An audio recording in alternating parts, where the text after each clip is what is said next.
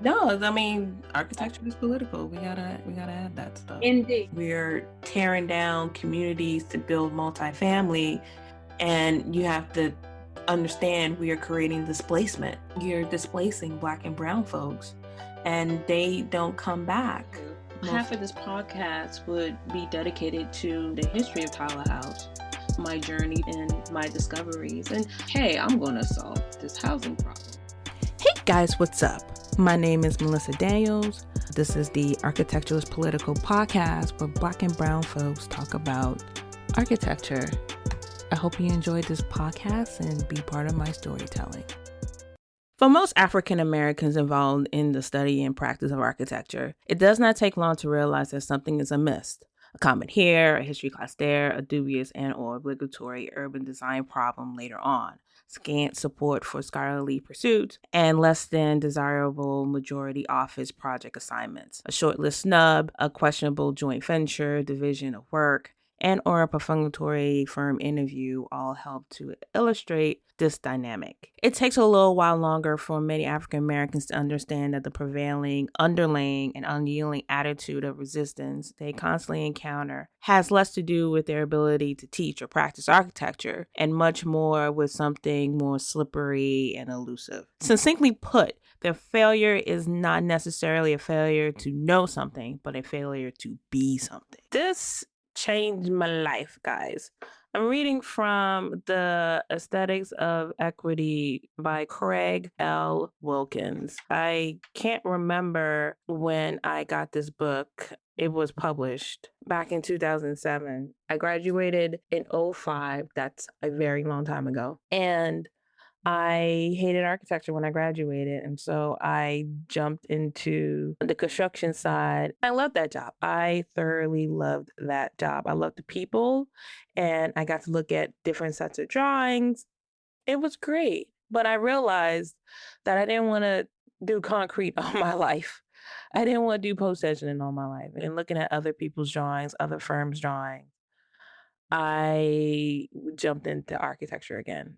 And I've felt this feeling, what I just read to you, not only in architecture school, but in practice as well.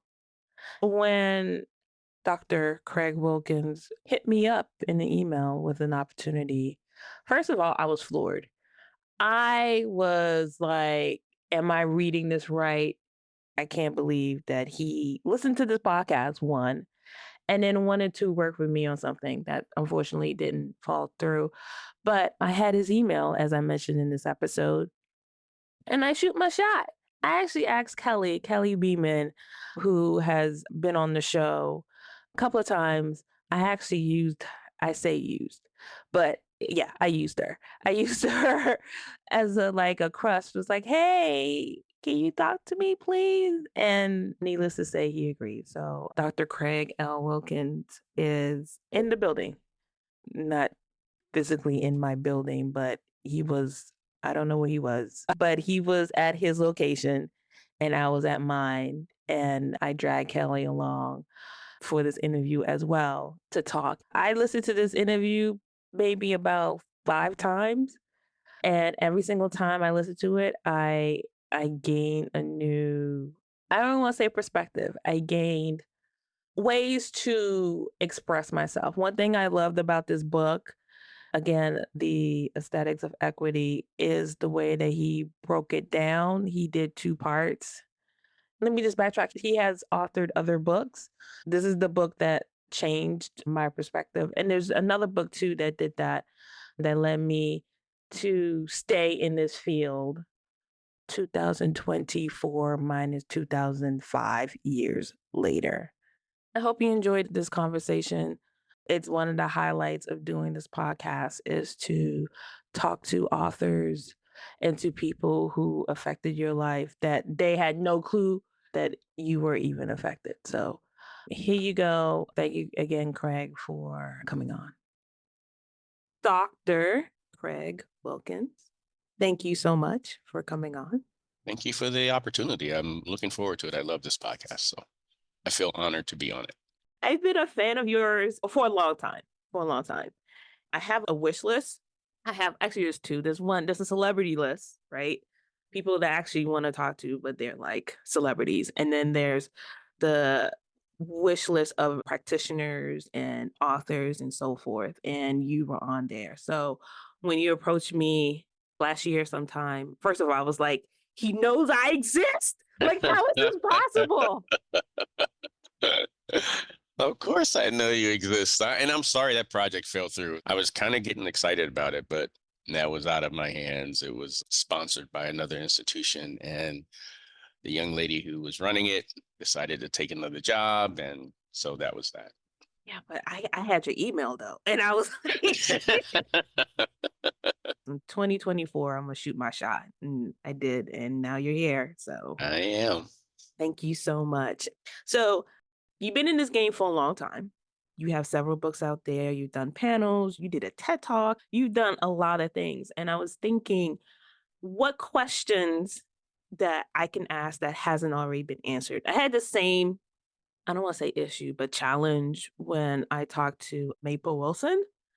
And so it was like, and I still end up asking questions that she, like, this is new to me. It's like, so I apologize in advance for any of repeat questions. Don't even worry about it. I mean, everybody has different audiences. So if you end up going over stuff that maybe I've talked about in other places, that's fine.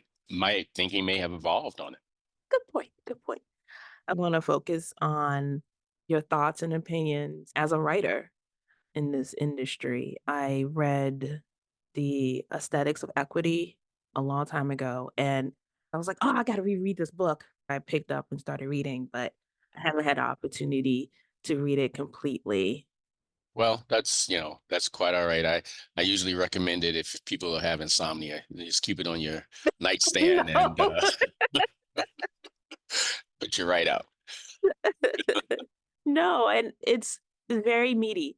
This book, along with White Papers, Black Marks from Leslie, the anthology of that book. And between those two books, it helped me. This is why I'm still here, along with physical people, with other architects, seeing what they go through, Black and brown, especially Black women, see what they have to deal with, go through. From a practice sense, you guys helped me out so much because I was feeling out of place. I was feeling like something's wrong.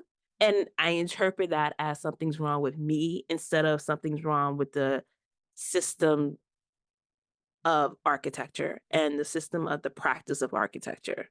Your book allowed me to understand like the history, and it helped me understand the differences of being Black here.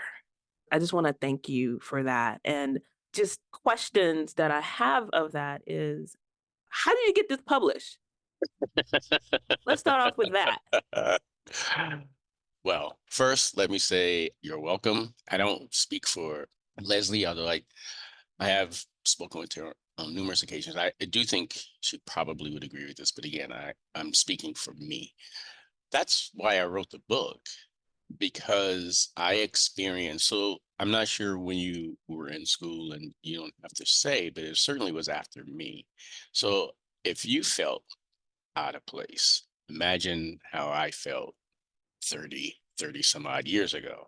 And I have I don't know if this is the right term. I have a confidence that borders on arrogance sometimes, most of the time, all the time. And You're an architect.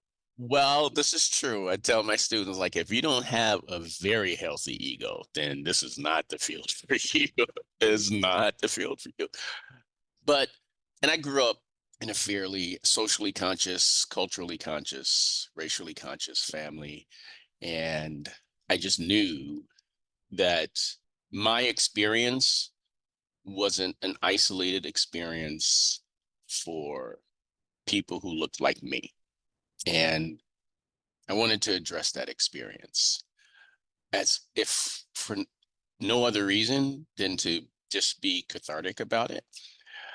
But the other reason, and probably the more important reason, was for what you just mentioned, is that if I'm going through this, I know other people are going through this. So let me try to figure out what this is about, and then I can share it. And so people will feel less isolated, perhaps maybe turn some of that doubt outward and not inward. This is sort of why I did it. Now, getting it published, that is another thing entirely. I think I sent it to about 10 or 12 presses, and all but one told me that they were not interested for a variety of reasons. Oh, we already have something like this in the pipeline, or oh, this doesn't really fit our titles, or for whatever reason. And I have all of those letters. I framed every single one of them. And I framed right along with it the one publisher, University of Minnesota Press, that accepted the manuscript. And then I have in that same, it's a big frame. And in that frame, I have the cover of my book and the 2 awards that it won. And I don't know how you want to edit this, but I'm just going to say it the way I explain it to other people when they come to my home. I say, this is my fuck you board. All you guys missed out. Now, 10 publishers is not really a big deal. People get rejected all the time again, for a variety of reasons. I happened to look up on one on number 10. Even that was fraught with its own problems. That book was delayed for 2 years. I had an editor who, I don't know, he just kind of ghosted me. So much so to the point where I had to fly. I was already where was I at the time? I think I was already here in Michigan. I had to fly into Minneapolis unannounced and go to his cubicle and surprise him, because if I told him I was coming, I felt he was not going to be there. So I just confronted him. I'm like, why are you dragging your feet on this book? Why are we a year and a half behind schedule? He told me straight up, your book's just not a priority for me. Now, it's already in production. I can't take it anywhere else. I've already signed a contract. They're just sitting on it. And so once he told me that, I went straight to, I don't know, call him the publishing director or director of the press or whomever. And of course I surprised him too. I said, you know what? I'm not going to out him, but you know what so-and-so said about my book? He told me to my face, it's not a priority. Is it a priority for you? It was out the next 6 months. But that editor is still on the press. I don't know if it was just me. I don't know if it was a personal thing. I don't know if he sits on all books that deal with this kind of material. But even when it was accepted and was in the process, it still was fraught with obstacles that should not have existed. How did I get it published? A lot of legwork, a lot of pressure, a lot of, I'm not going to be treated this way. Have you read this book? Do you know what it's about? I see your machinations and I'm not going to allow that to happen. You should have known that. Where were you in your life when this was happening? I had just relocated to University of Michigan. I believe it was the time that I was on a 1-year fellowship, the Sojourner Truth Fellowship in Urban Planning. I'm pretty sure that's where I was. I'd already gotten my doctorate. The book came out of the dissertation. I had really completed whatever educational trajectory I was on. I was done. And now I was situating myself within the scholarly world of architecture. Your university had their own press and they didn't want to touch that. No, that was the one press that did. Okay. I do remember University of Virginia Press, primarily because my second book, they really wanted that one. I was like, yeah, okay. They caught the vapors. And so it was Yale, Princeton. Those are the ones I can remember off the top of my head. But University of University of Minnesota Press, they were the ones who accepted it. So I can't remember how I got my hands on this book. I don't know if someone recommended to me or I cannot remember how I got this, but you got the copy. And so did you promote this yourself or how did you? Of course I did. So let me clarify this a little bit, because I don't want to make it sound like, this was some sort of heroic effort on my part. Academic presses and trade presses are different. So academic presses exist primarily to publish scholarly work. Most all of them are nonprofit, and in some ways, it's the arm of the institution itself. It's just yet another way to participate in the education of the public.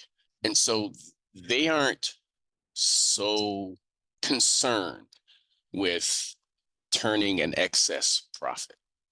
Now they have to make enough money to stay in business and continue to publish books, but for the most part, they're there to support the scholarly efforts of academics and scholars, not just across the United States, but across the world, actually. Where a trade publications, the stuff that you find in the bookstores and other places, they are for-profit entities. And so if they accept a manuscript, they want it to sell, and they want it to sell as much as possible.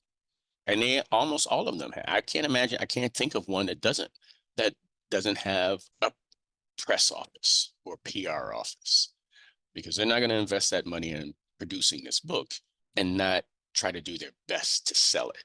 That's not necessarily how academic presses work. And so when I say I did all the PR for it, it's not uncommon for that to happen. I know that I did a lot more than my colleagues did or have done or still do to get it out into the world, because again, I didn't write it just to try to get tenure. As a matter of fact, when I wrote it, I didn't even have a tenure track job. So my objective was a little different. My objective was hopefully I would use it to get a tenure track job, but that wasn't necessarily the goal. The goal was really to say to people like you and I, look, it's not you. What you're feeling is justified, and here's the reason why. What you are perhaps angry about is a justifiable anger. If you feel like you're being ignored, you are. And this is the reason why. So it was perhaps in a way to equip people to address these issues where they felt they could, and where they felt they couldn't, they could say, well, you know what? This has a long history. I'm probably not going to be able to change much of it on my own, but at least I feel a little bit better about what's happening. What kind of reactions have you gotten? Not only with this book, but everything else that you've written, whether it be articles or other books. How has the white audience received this? I just told you my perspective as a Black person. Yeah. So aesthetics is written in two parts. Well, it's a book that was written twice, one in a language of, sort of the high scholarly lingo, lexicon. And that was primarily me talking to primarily white audience. Because the topic was about the systemic issues within architecture that place unnecessary obstacles in the way of Black progress, I knew it was a topic that nobody really wanted to address. And so I had to present it in a way that it would be very difficult for them to dismiss it out of hand. Like, you may disagree with it, but you can't dismiss it. And so to do that, I had to use a language that, and a process, like it's heavily footnoted, so that folks would know that this is just not my opinion, it's actually researched. So that was the first book. And I knew that people who didn't have a scholarly bent, but who really needed to have access to this book, like you and I and other folks who look like us, that would be off-putting to them. That's not the language that they use with each other. That's not the language. That's not how they explain their position in the world to other colleagues. So I wanted them to get exactly what I was arguing to perhaps a white audience. And so that was the second part of the book, the part that's called the remix. I wanted to write it in a language and a lingo that was easily accessible. And you go, oh, yeah, I got that. So that's what you're saying up there? Oh, I get it. So it was really written for two audiences. So how was it received? Well, most of the feedback I got came from people who looked like you and I.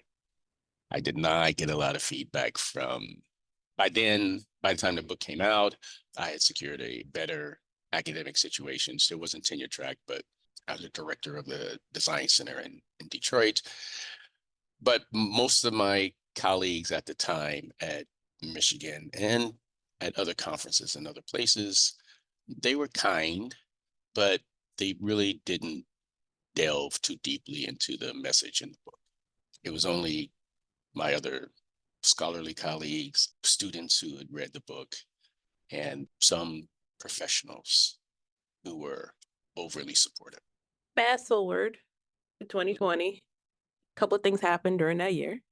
Besides COVID, a couple of our people was murdered, and I imagine that your emails were blowing up. They were. How did you handle that? Well, this is interesting because a lot of things came together out of this horrifically tragic and totally avoidable incident for me. So when I mentioned that I had secured this position as a director of the design center, by this time I had made a complete change in my vision for what I wanted to be as an architect, how I felt I could be useful in the world.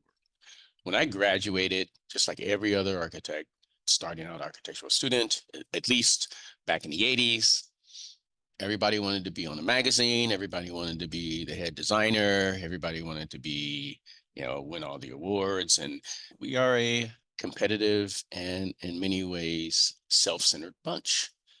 We've already talked about that. So that's what I wanted to do. And when I graduated, I said, I'm the shit. And I am going to go and work for a Black firm. I'm not going to give all this talent to a white firm. I'm going to give it to a Black firm. And every place I went for interviews, I got a job offer. I finally took a job in Washington, D.C. at Devereux and Purnell. Still friends with those people to this very day, which is a plug for working with a Black firm. And it was great. It was fantastic. Were you there when I was there? I left Devereux and Purnell in 1988. I was not there. Yeah. And then I went with Perkins and Will for a couple of years, and then I went back to grad school.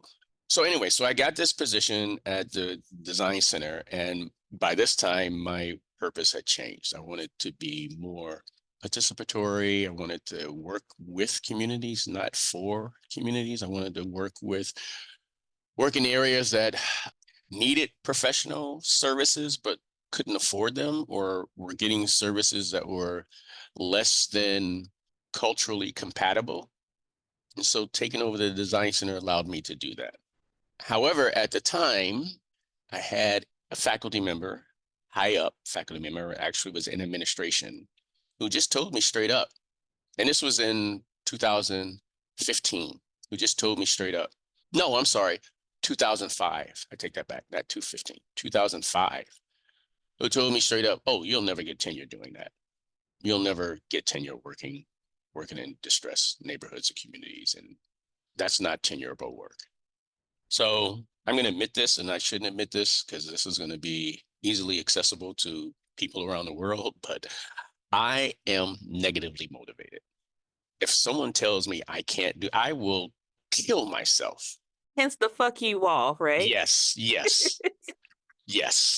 To prove you wrong. How dare you put a limit on what I can and cannot do? That's just, I'm not going to accept it. I'm just not. Amen. Thank you, Kelly. So I just, I nodded and I went on and did my thing. I'm like, if I'm going to go down, I'm going to go down doing the thing that I believe in. I'm not going to change it just to fit in or be suitable or get the accolades that would come with that decision. That wasn't worth it to me. I continued working on issues of race and space, ended up falling into this idea of hip hop architecture, basically coming from a culturally specific perspective. I was getting published, I was being accepted at conferences to speak. That slowly morphed into people inviting me to speak. It had some legs, the stuff that I was told would not be tenurable material. It had legs, but they were tiny legs. They didn't move all that fast, but they were moving. Then there was Ferguson, there was George Floyd, to a certain degree, Tavon, and all these sorts of moments where the lives of Black people in urban conditions were being curtailed even more violently than they had been in the past. Maybe I won't even say more violently. It just got more attention. That's probably a better term. It was recorded Yeah, there you go. and people could see it. Yeah.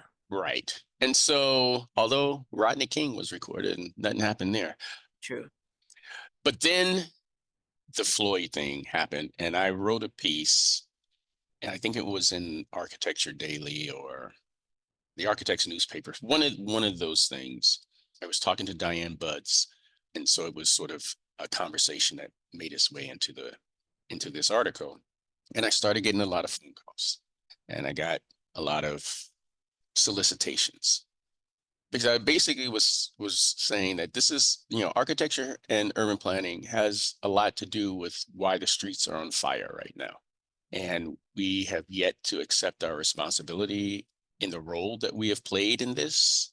And until we do, we're just going to continue to replicate conditions that foster this kind of wanton assassinations across the board. How have we been compliant in this for audience sake? You got to say it in less than like the time that we have. Oh God, I don't know if I can. Because you can go in. I know you can. Let me put it this way. The line on a sheet of paper turns into the street that gets built. So we have a lot of power to shape the built environment. And when we are complicit in the hoarding of resources, parks are in this neighborhood, parks are not in that neighborhood. Transportation has easier access in one neighborhood where it doesn't in another neighborhood. Tax bases are unevenly spread around our neighborhoods and our communities. We are complicit in following and continuing things like operating on the soft power, because it's illegal now, but on the soft power of redlining. We're not going to invest in those neighborhoods, but we're going to invest in these neighborhoods. We participate in that process. We participate in hoarding resources away from some groups and protecting them, and then turning a blind eye and say, well, we're just doing what our clients tell us to do. That's not enough. So your clients tell you to be racist, so that's what you're going to do. You have to have a little bit more moral and ethical fortitude than that. So I'm going to introduce the audience to Kelly Beeman, a regular on this show, because I love her so much. And she is so rich in especially topics like this. Like, I love having Kelly on when I have other writers in the room, because I feel that I've always said this in previous episodes that I got to see in English, and that writing is an art form that I'm still learning how to master. So when I have journalists and authors on here, I love to hear both of them interact with each other so that they can talk about that craft. Kelly, thank you so much for coming on.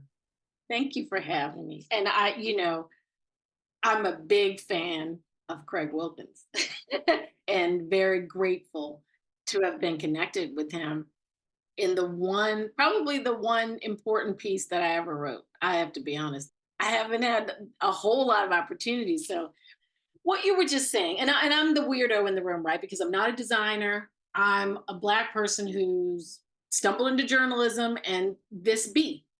And that gives me like a reason to get up in the morning and do some things. But I also feel the struggles personally. And when you just mentioned a lot of firms maybe talking about why they're not doing things or ways that they may be complicit, but oh, it's accidental. I wring my hands about that too. I have the problem with the term community engagement right now because I feel it gets thrown around. And of course, you both are practitioners, so you'll know a little better than I do, but it gets thrown around and sort of like, well, that covers it. Well, they said they did community engagement, but what does that really mean?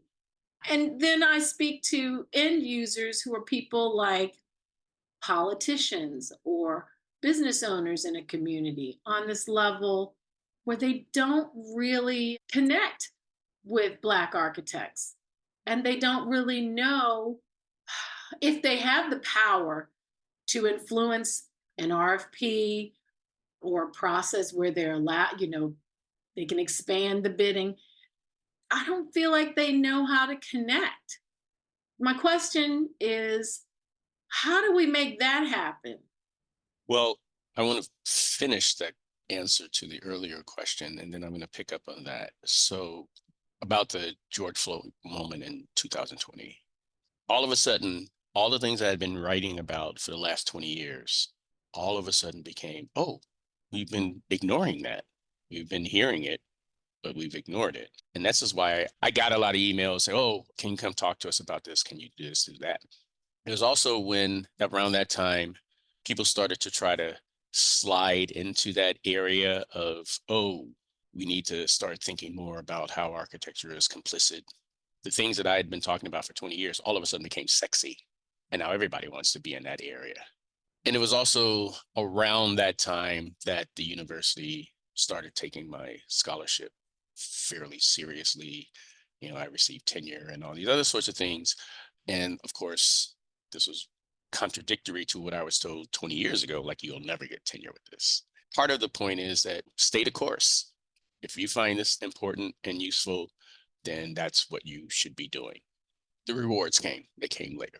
But they also came every year I continued to do what I wanted to do because I thought it was important. And it turned out that I was right. Now, Kelly, I guess part of this is a continuation of this story, or my answer to Melissa is when I got a lot of phone calls. Can you come talk to us about this? And, we see that you've been writing about that. And, we see the work that you've done in the design center. And we really want to understand. We really want to start to have a conversation about how architecture is complicit. What can we do better? All those sorts of hand-wringing kind of, are we really complicit in this? So we need to have someone talk to us about this. And maybe at the beginning, I was like, yeah, I'm going to do this. I'll come, we'll talk. And after a while, I stopped because I realized they weren't ready to have a conversation. This is part of, and this may not make it into the published part of the podcast, but this is white pathology about responsibility. And what I realized is that what they wanted me to do is give them a list of things for them to do. And then they could choose which ones they wanted to do, which ones they didn't want to do. And the ones that they wanted to do, if for some odd reason didn't work, then it's my fault. Well, we tried it. It didn't work. So let's just go back to the way things were. And I refused to give them that out. I said, you need to have a conversation first amongst you and your group or your school or your entity, whatever it is. And then tell me where you are, and I'll tell you whether you're ready to have a conversation with me or not. Because I'm not going to give you a list. I'm not going to do it because you have to do the hard work, not me. I already know. You have to do the hard work. And I stopped getting phone calls. because I'm not going to give you a list. We can get somebody else to give us a list. Yes.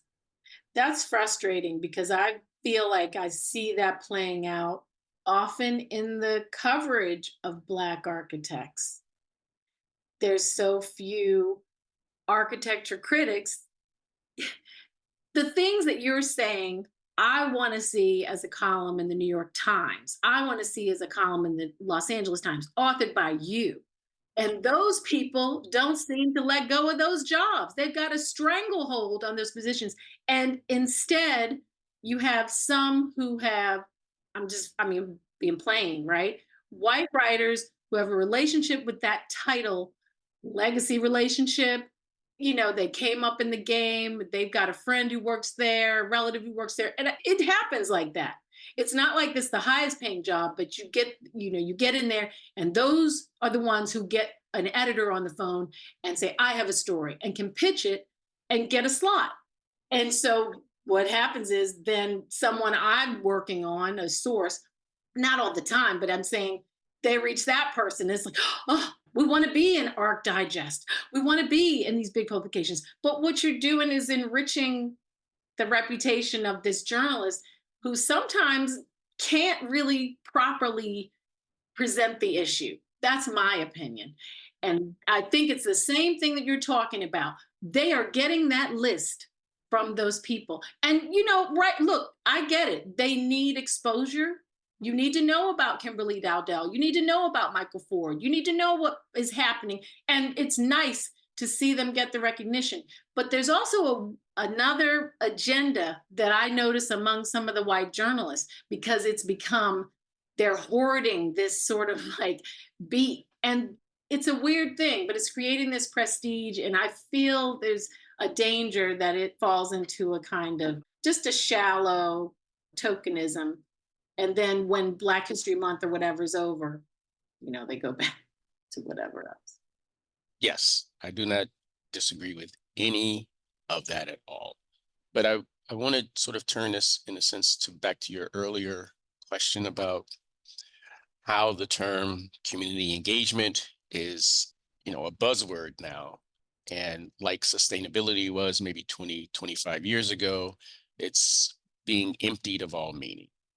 And it's not being emptied in a way that, everything now, all processes understand that there has to be a community engagement component. We really don't have to talk about it specifically because we've all embraced it. Not in that sense. It is being emptied in a sense that it's a buzzword that doesn't mean anything. Or it can mean anything. It could mean, we gave a presentation to a local block association, so we've engaged the community. No, you haven't really engaged the community. When there's a real substantive engagement, power is shared. It's not hoarded.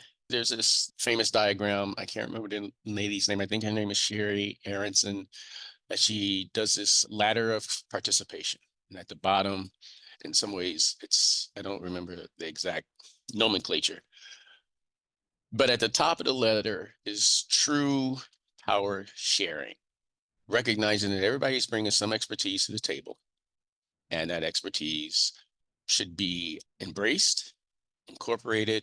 Not everybody's going to get their way. Everyone gets heard. And the product that comes out of it is just better across the board.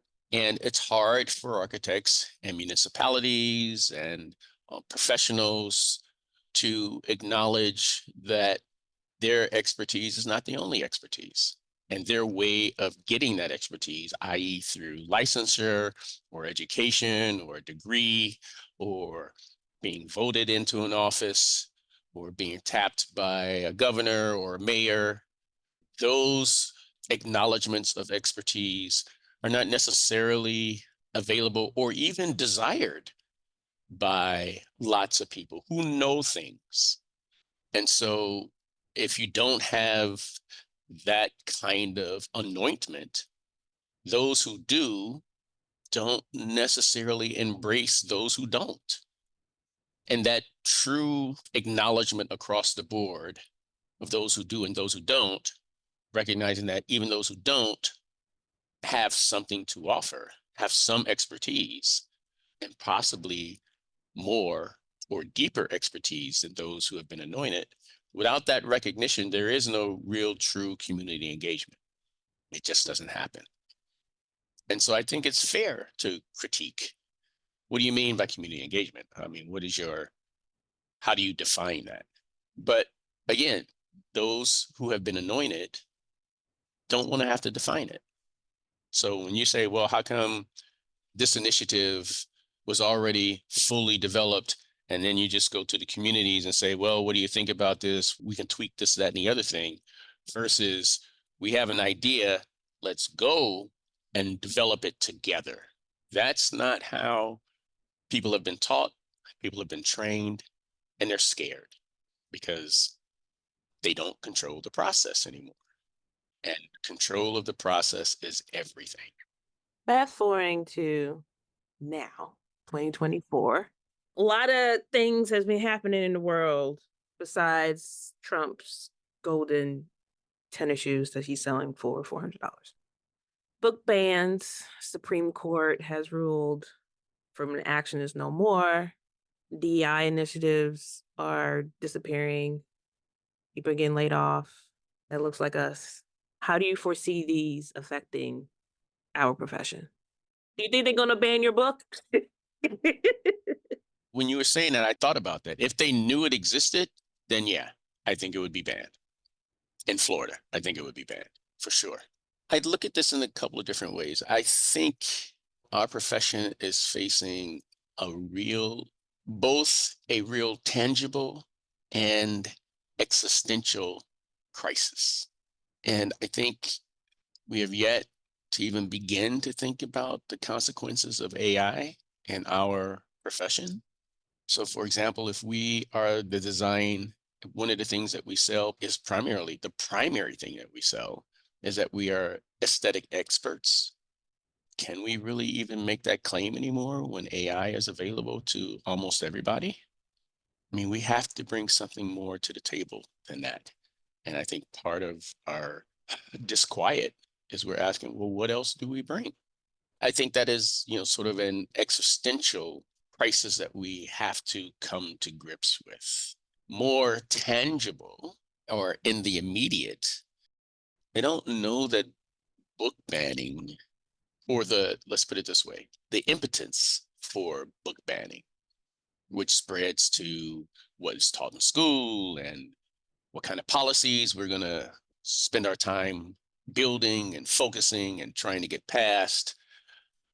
I'm not sure those things, yes, they do affect architecture, right? Because they affect what gets built. In some ways, they affect architecture because some things that you might want to talk about in class may run afoul of whatever these policies are, like don't say gay or all these other sorts of things. So yes, it affects us. It affects us in the sense that it's not just architecture, it's just education in general. I don't see the normal sort of process of building to be tied to this underlying resurgence of white supremacy. Because people are still going to build buildings. They're still going to want this, that, and the other thing. I think particularly for us as practitioners and educators of color, maybe it becomes problematic because maybe you don't get invited to submit your RFQs. Maybe you get a token interview. They don't really take you seriously. But that stuff has been happening forever. I don't know. I'd have to think a little bit more about how that really affects the profession in general and us specifically in the field of architecture. So going into like AIA, for example, right? And they're still doing the DEI stuff. And we have a Black woman now as president and the CEO or CFO. She's also a Black woman. In terms of that, right? So you have leaders of the AIA who look like me, right? Do you think that there's going to be a backlash? Because I feel it's already there. It just hasn't been in the forefront, right? Like all these DEI things, and I've seen comments all throughout. Can we just go back to building? Why are we talking about this? I need more clients. That sort of thing. Yeah. DEI is another thing that is troublesome, like community engagement. I love the spirit, but again, it is really becoming empty of meaning. If history has taught us anything, and I'm talking recent history from 2004, it is that the old ways die hard. They die hard and they don't die easily. There's always a death throw before things move forward. 2004, was it? Yeah, 2004, we get the first African-American president in the United States. For 8 years, no personal scandals. Like everybody else, the president made some very good choices, some questionable choices, and some bad choices. Every president does that. His daughters were exemplary. His wife, smart, intelligent, supportive, independent, and they were a young family. And what people really often don't talk about is that he was raised by a single mother, like Bill Clinton, raised by a single mother. Everything that you want in a president, everything. He was intelligent. He could connect with people. He was well respected around the world. Everything that you would want. Frighten the hell out of those people in power. They could not find anything to bring him down. So 2 terms are up. The sentiment is, we're not having any more of that. We're not having any more of that, because that is going to lead to us not being in power anymore. That is a coalition that we cannot control. Again, this is the death throes, right? We get Donald Trump, the antithesis of everything that I just said to you, the absolute antithesis of it. Thrice divorced, children have no jobs on their own. They get their jobs from their father. And those are sort of, perhaps out of bounds kind of personal positions, but I'm using it as a way to sort of explain this. Policies begin to be rolled back that are progressive and that people seem to like. They spent 8 years trying to get rid of what they call Obamacare when everybody enjoyed it. Everyone benefited from that. So we get the backlash. We get white angst, white grievance. We get white supremacy. We get Donald Trump. Now, am I saying that the AIA is going to go through something similar? I'm not saying that. But what I'm saying is, I wouldn't be surprised. And that's my fear, right? I think, and no one is preparing for that. No one's talking about it. No one's looking at it from that lens. It's kind of like riding this wave. I just want to ask you both something based on what Melissa is saying about that fear. Is there within the AIA an opportunity for members to address that fear, because there is a lobbying arm? They have a connection to certain representatives or what have you. Well, Kelly, I'm not quite sure what you're lobbying who. Are you saying external lobbying or internal lobbying? Externally. Okay, externally, well, I don't know. You have to remember that as soon as Donald Trump gets into office, AIA puts out a statement like, we're behind him. And that came from the president or the CEO or whatever position Robert Ivy had. And the body said, hey, wait a second, we didn't vote on this. You can't just put this out in our name without at least letting us have some say in it. But that was the first reaction. And you can go back and read the statement. So it's, it has this description as this bipartisan political action committee under AIA. As a way to answer the question about, is there perhaps maybe be some backlash because we have these two women in a position of authority within a traditionally white, male, heterosexual, elitist institution.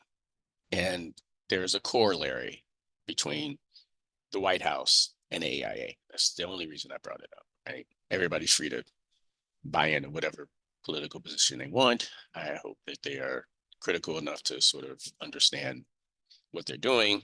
But I'm more interested in what happens inside the institution of the AIA and other institutions as well. AIA isn't the only institution. It's a members institution. It doesn't, you can be an architect and not be an AIA, right? There are other institutions. There's SARA, which is Society of American Registered Architects. There's ALA, which is American Licensed Architects. There are other entities that exist that if you don't want to follow whatever the AIA is doing, you can join that, or you're free not to join anything at all. My concern, I'm a member, I'm not a member in good standing in all those that I just mentioned because I don't pay any dues anymore. My concern is that there will be a backlash, especially if Kim, and I know her peripherally, I've known of her for quite some time, and I know that she's very savvy. She wouldn't be in that position if she wasn't. She's very smart. Again, wouldn't be there if she wasn't. But I know that she has some things that she would like AIA to do, and she's explained that to them. But saying it and doing it are two different things. And saying it and get people to help you do it are two different things. And so if you want to make a more diverse body of professionals and educators and students, that takes work and that takes commitment. And it's probably not going to happen completely. As a matter of fact, I know it won't happen completely in her term. That means at some point, the body itself is going to have to carry on the work that was started. And my fear is that they won't, unless they have someone in that position continually pushing for that change. And if we have that backlash that I mentioned, that new person will not push for that change. Wrapping this up, and it's the last question, and I kind of like the way how I wrote it. Of course you do. I'm just going to read it. Are you growing wary of the current challenges and complexities of this field? In other words, sir, are you tired of this bullshit? Yes, I am. In a nutshell, yes, I am. But I've been tired from the moment I got into this field. So it's just the norm. I go back to, my niece actually got me this sweatshirt with this quote on it. It's so awesome. I've actually worn it so much that it's like beginning to fade now. And I got to figure out another way to get it. It's a quote from James Baldwin. And he says, to be a Negro and relatively conscious in this country is to be in a rage all the time. All the time. I am in a rage all the time. The thing is, what do you do about it? How do you manage it? Right? So am I tired of being in a rage? Yes, I am. But it is, in a sense, who I am now. I don't really know how to answer. I mean, I answer the question emphatically yes, but tomorrow I'm going to get up and do the same things I've been doing today. How's your blood pressure? I mean, that's what it is, right? It's your health. It's your mental and physical health. Yes, my blood pressure is fine. My mental health, that's an issue.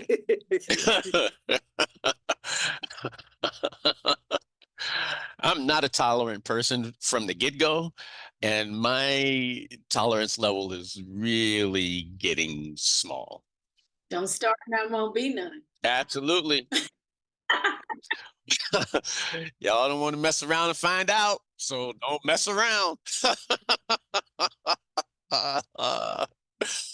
So I don't know. I mean, look, I don't want to make this sound like I'm a hero. I'm not. I'm not. I'm just another person in this field who, sees something that they think needs to be addressed. So I address it.